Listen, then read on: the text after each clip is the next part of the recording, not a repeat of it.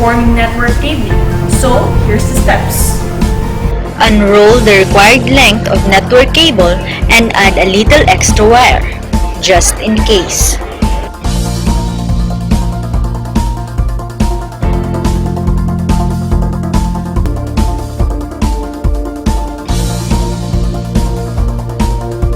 Carefully remove the outer jacket of the cable. Inspect the newly revealed wires for any cuts or scrapes that expose the copper wire inside. Arrange the wires based on the wiring specifications you are following.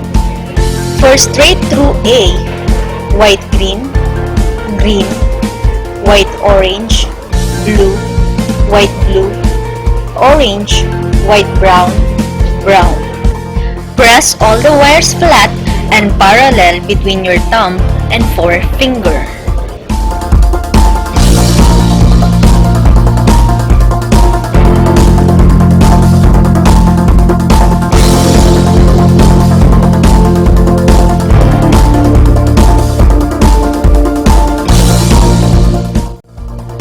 Keep the wires flat and in order as you push them into the RJ45 plug with a flat surface of the plug on the top.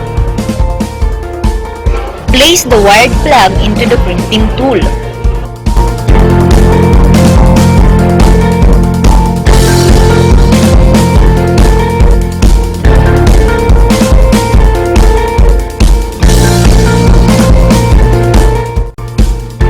Repeat all of the above steps with the other end of the cable.